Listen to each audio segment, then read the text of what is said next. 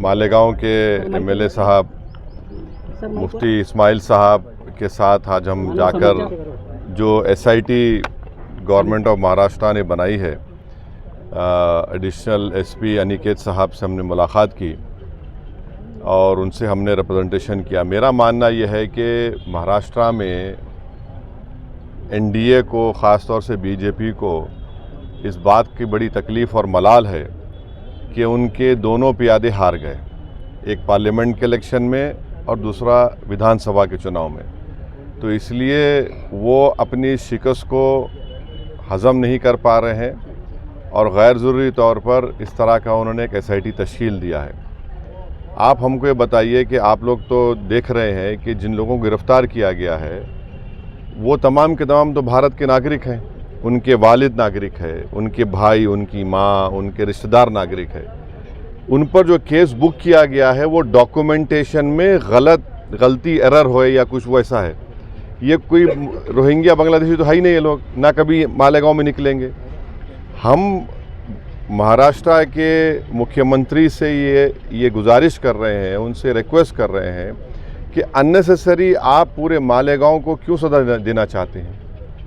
और आपका जो एक्ट है, वो जो बर्थ एंड रजिस्ट्रेशन एक्ट है, ये एक्ट है, इसमें आप देख लीजिए सेक्शन 15 जो है, सेक्शन 15 में क्लियरली लिखा है कि अगर कोई डॉक्यूमेंटेशन में एरोनियस गलती हुई या फ्रॉडुलेंट हुआ, इम्प्रॉपर मेड हुआ, तो उसको आप करेक्ट कर सकते हैं, कैंसिल कर सकते हैं। और सेक्शन 24 में आप देख लीजिए, उसको कंपाउंडेबल बना दिया गया है, पावर टू कंपाउंड ऑफेंस। तो आप इसको इस्तेमाल करिए ना। और ये खामखा एक इलाके को बदनाम करने के लिए, जो एक ज़्यादा तादाद में अल्पसंख्यक समाज के लोग रहते हैं कि रोहिंग्या बांग्लादेशी तलाश करो, जितनों को आप गिरफ्तार किए वो तो सब भारत के नागरिक हैं। पेपर में गलती हो सकती है। तो हम एडिशनल एसपी साहब से ही बोले कि आप यहाँ पर जो लोगों को बुला रहे हैं उनके साथ एक आदमी को अकम्पनी करने दीजिए, और जो धाराएं लगाई गई हैं 120B, इतने सीवियर धाराएं हैं, उसको दोबारा हम उनसे बोले कि आप देखिए उसको। और हमको लगता है कि अननेसेसरी मालेगांव को गैर ज़रूरी तौर पर पार्लियामेंट और असेंबली में उनको शिकस्त हुई तो कोई कंप्लेन कर दिया और आप इस तरह के एसआईटी बना दिए। तो ये हमारा ये मानना है कि यहाँ पर ना कोई रोहिंग्या है ना कोई बांग्लादेशी है, मगर जो गिरफ्तारी अमल में आई है वो तो डॉक्यूमेंटेशन के ऊपर है। तो इसलिए हम उम्मीद करते हैं कि हमारे अनिकेत साहब और उनकी टीम और ख़ास तौर से महाराष्ट्र की गवर्नमेंट इसको रीलुक करेगी, इन्होंने जो स्टेप लिया है।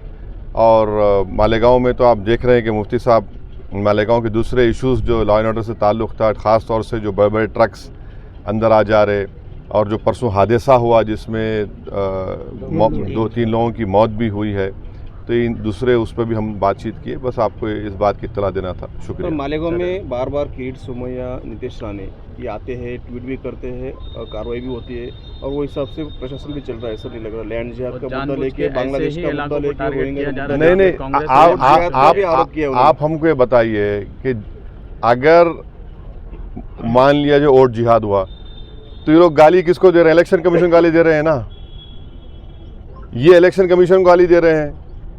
अब आप बताइए, अगर 3,500 ये लोग बोल रहे हैं कि फेक सर्टिफिकेट रोहिंग्या बांग्लादेशी है, तो भाई सरकार तो आपकी है, पुलिस आपकी है, तो अननेसेसरी आप किस पे उंगली उठा रहे हैं? किसको बदनाम कर रहे हैं आप अपने ही सरकार को, अपने ही इंस्टीट्यूशंस को आप बदनाम कर रहे हैं। वोट जिहाद क्या मतलब भाई? यहाँ जनता ने वो फ्री एंड फेयर इलेक्शन हुआ नहीं हुआ? फ्री एंड फेयर हुआ, मुफ्ती साहब जीते, पार्लियामेंट में आपको हार गए, आप फिर दोबारा आपने सरकार बना ली। आप सरकार बनाए तो वोट जिहाद नहीं बोलेंगे? आप हार गए तो वोट जिहाद कैसा हो जाएगा? मैंने फ्री एंड फेयर इलेक्शन हुआ नहीं, वो हमको बता दें। जो लोग वोट जिहाद की बात कर रहे हो, बता दें कि फ्री एंड फेयर इलेक्शन हुआ है नहीं हुआ, वो बता दें। नहीं हुआ तो फिर उन्हीं पर क्वेश्चन उठेगा ना। इलेक्शन कमिश्नर को आप अपॉइंट करते हैं, चीफ इलेक्शन कमिश्नर को आप अपॉइंट करते हैं, पूरा पॉलिटिकल गवर्नमेंट एजेंसीज आपकी हैं, तो फिर ये तो आप तो सिर्फ नफरत कर रहे हैं एक समुदाय से और एक इलाके से, बिल्कुल गलत है ये। मालेगांव शहर में अभी हिंदू सकल संत का एक प्रोग्राम हो रहा है जिसमें 2008 में बम ब्लास्ट में साधु प्रज्ञा सिंह को मालेगांव लाके सम्मानित करने की बात हिंदू समाज की ओर से की जा रही है, इसको आप कैसे देखते हैं? देखिए, हम तो सिर्फ यही कहेंगे कि इतने लोगों की मौत यहाँ पर हुई है और उसमें एक्यूज्ड हैं वो, आप ज़रा उन मरने वालों का तो ख्याल रख लीजिए। कम से कम ट्रायल तो जो चल रहा है, ट्रायल हम देख रहे हैं, मगर एक ह्यूमन डिग्निटी भी तो होनी चाहिए किसी मरने वालों के लिए। आप ज़ख़म पर नमक नहीं बल्कि ज़ख़म को खोलने की आप कार्रवाई कर रहे हैं, तो गलत है ये। तो इसको तो पुलिस से हम रिक्वेस्ट करेंगे कि इस तरह के प्रोग्राम्स को वो देखें, गौर करें, उसके बाद अपना डिसीजन लें। सर किसी ने जो है वक्फ मामले में जो है आप लोगों की बातें सुनी नहीं है। ये कानून अगर बन जाएगा तो आगे और कितनी मुश्किलें पेश आएंगी? देखिए, वक्फ का जो बिल जो जॉइंट वर्किंग कमेटी को रेफ़र हुआ था, वो जितने अपोजिशन पार्टीज़ के एमपीज़ थे, बशमूल मेरे, कांग्रेस पार्टी के, टीएमसी के, डीएमके के राजा साहब, अब्दुल्ला साहब और एक एनसीपी के मेंबर भी थे, हम तमाम ने, हमारे इमरान मसूद हमारे छोटे भाई वो भी थे, तो हम तमाम ने उस रिपोर्ट के ख़िलाफ़ अपनी अपनी डिसेंट रिपोर्ट को दिया। मेरी आप लोगों से रिक्वेस्ट है कि मैंने भी 129 पेजेस की डिसेंट रिपोर्ट दी है, वो पब्लिकली अवेलेबल है, उसको पढ़िए आप लोग। उसको पढ़ने के बाद आपको मालूम हो जाएगा कि जो मोदी सरकार ने वक्फ बिल लेकर आया है वो वक्फ प्रॉपर्टीज़ को बचाने के लिए नहीं लाया गया है, वक्फ प्रॉपर्टीज़ को छीनने के लिए, उसको बर्बाद करने के लिए। और भारत में जितने मुसलमानों की बड़ी बड़ी ऑर्गेनाइजेशंस हैं, चाहे जमीयतुल उलमा हो, मौलाना अरशद मदनी साहब की, महमूद मदनी साहब की, जमात इस्लामी हो, all India Muslim personal law board के सदर मौलाना खालिद सैफुल्लाह रहमानी साहब हो, या फिर आपके मुंबई के जमीयतुल मशाइख जो है, इन तमाम ऑर्गेनाइजेशंस को रिजेक्ट किया है इस बिल को। ये सबसे बड़ी ऑर्गेनाइजेशंस हैं। दूसरी बात यह है कि आप हमको बताइए कि महाराष्ट्र में पंढरपुर की मंदिर है, पंढरपुर की मंदिर में कोई नॉन हिंदू मेंबर नहीं बन सकता, आप यहाँ पर क्यों बनाना चाह रहे भाई? और वक्फ की प्रॉपर्टीज़ जो है वो गवर्नमेंट नहीं दी, वो हमारे बुजुर्गों की खून पसीने की गाड़ी कमाई, वो दान दिया अल्लाह के नाम पे।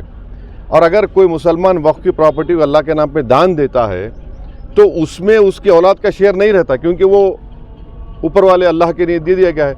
आप बोलते नहीं वक्फ वाला औलाद में बच्ची का शेयर नहीं मार खाया जाएगा, कोई भी दान देता है। तीसरी बात यह है कि उसमें वक्फ बाय यूज़र निकाल रहे।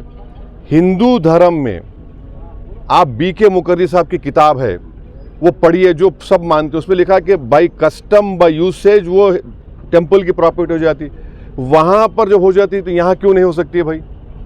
और वक्फ बाय यूज़र ऐसा नहीं है जो बीजेपी झूठ बोल रही कि जहाँ आप दस्ती रख दिए, जहाँ पे हाथ रख दिए, या जहाँ पे जाके मुफ्ती इस्माइल साहब नमाज पढ़े वक्फ हो जाती, नहीं। बाबरी मस्जिद, राम मंदिर केस में 4-5 पेजेस है, पैराग्राफ्स है, जिसमें सुप्रीम कोर्ट ने वक्फ बाय यूज़र को अपहेल्ड किया, अब उसको निकाल रहे हैं। लिमिटेशन एक्ट हिंदू एंडोमेंट पे अप्लाई नहीं होता, SGPC सिख गुरुद्वारा अप्लाई नहीं होता, आप इस पे अप्लाई कर रहे भाई। अगर कल के दिन कोई खाबिज है, इंक्रोचर है, उसको रिवॉर्ड कर रहे हैं आप, लिमिटेशन एक्ट आप निकाल कर। कलेक्टर को इतने पावर्स दे रहे हैं आप, कलेक्टर कैसे तय करेगा भाई? कोई अपने मामले में जज बन सकता है क्या? बोलिए आप, वो तो नेशनल जस्टिस के खिलाफ है। और उस बिल में ये भी लिखा गया कि अगर कोई भी जाकर कलेक्टर को दरख्वास्त दे दिया कि मालेगांव की मस्जिद जो है वक्फ नहीं है, तो कलेक्टर अगर इंक्वायरी ऑर्डर कर देगा तो इंक्वायरी कंप्लीट होने तक वक्फ की प्रॉपर्टी नहीं रहेगी। आप समझ रहे इस बात को? माने ना टाइम लिमिट है उसमें। तो जितने अमेंडमेंट्स लेकर आए हैं, अच्छा उसमें और एक अमेंडमेंट लेके आए कि भाई 5 साल तक जो मुसलमान इस्लाम कबूल करता हो 5 साल तक दान नहीं दे सकता। अब उसमें क्या लिख रहे हैं? उसको डेमोन्स्ट्रेट करना पड़ेगा।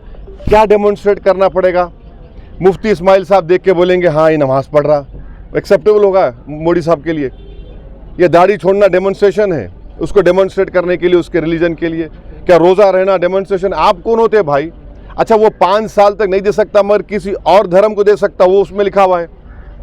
तो ये आप वक्फ प्रॉपर्टीज़ को बचाने के लिए नहीं ला रहे हैं, ये वक्फ को बर्बाद करने के लिए, वक्फ को छीनने के लिए, मस्जिदों को छीनने के लिए, ख़बरस्तान को छीनने के लिए, इवैक्यू प्रॉपर्टीज़ जो वक्फ हैं हज़ारों एकड़ में ख़त्म करने के लिए। आखिरी बात यह है कि ये जो झूठा प्रोपेगेंडा बीजेपी फैलाती है कि 13 लाख सबसे बड़ा तीसरा बड़ा रियल एस्टेट है, मैं आपको बता रहा हूँ कि तमिलनाडु, आंध्र प्रदेश, तेलंगाना, और ओडिशा के चंद प्रॉपर्टीज़ को मिलाए तो यहीं पर 4 प्रदेशों में 14 लाख एकड़ ज़मीन है। मैं यूपी, बिहार, राजस्थान को नहीं मिलाया हूँ, महाराष्ट्र को नहीं मिलाया हूँ। तो ये आप क्यों, ये तो सिर्फ हमारी धर्म की प्रैक्टिस से हमको छीनना चाह रहे हैं आप। वक्फ जो है मुसलमानों के लिए एक इबादत है, आप उसको छीनना चाह रहे हैं हमसे। तो सरासर आप हमारे से वक्फ छीनना चाह रहे हैं, मस्जिदें छीनना चाह रहे हैं। तो इसका हम विरोध कर रहे हैं और भारत की पूरी जनता में बात जा चुकी है कि हिंदू धर्म के, क्रिश्चियन धर्म के, सिख धर्म के, उनके मंदिर में, उनके रिलीजियस प्लेस में कोई उनका धर्म का आदमी मेंबर बन सकता है, कोई नहीं बन सकता। यहाँ क्यों बनाना चाह रहे? तो ये एक नफरत है भारत के मुसलमानों से बीजेपी और मोदी सरकार। सर पूरे महाराष्ट्र में जो है ये रोहिंग्या बांग्लादेशी का अमरावती हो गया, अकोला हो गया, क्या ये एनआरसी का ट्रायल तो नहीं ले रहे लोग? नहीं, आप बताइए, आप चेक करिए। मगर आप जो SIT बनाकर आप क्या है इसमें, क्या है बताइए? डॉक्यूमेंटेशन में फ़र्क है। अब मिसाल के तौर पे आपके कितने बच्चे हैं? 2 है ना। आप भारत के नागरिक है, दूसरा बेटा भी नागरिक है। जो दूसरा बेटा है उसके डॉक्यूमेंट फ़र्क है तो भारत का नागरिक नहीं हुआ क्या वो? वही तो हम बोल रहे हैं ना भाई, उस बात को समझने की ज़रूरत है। अरे भाई, तुमको रोटी सेकना है तो और जगह सेको। आप किसी एक इलाके को, एक समुदाय को इस तरह परेशान करना ये गलत बात है बिल्कुल। सर महाराष्ट्र में अभी असेंबली के बाद कॉर्पोरेशन के इलेक्शन आए। हाँ, कॉर्पोरेशन इंशाल्लाह पार्टी बहुत कमजोर नजर आ रही है ऐसा। अरे कहाँ कमजोर नजर आ रही? इतना बड़ा मुफ्ती हमारे बाजू खड़ा हुआ है, कहाँ कमजोर नजर आ रही? 2 in 1 है ये। एक MLA चुन गया। हाँ तो ये अरे भाई, जंगल में एक ही शेर होता है ना। चलिए, शुक्रिया, थैंक यू। अगर आपने अभी तक हमारा चैनल सब्सक्राइब नहीं किया तो हमारे चैनल को सब्सक्राइब कर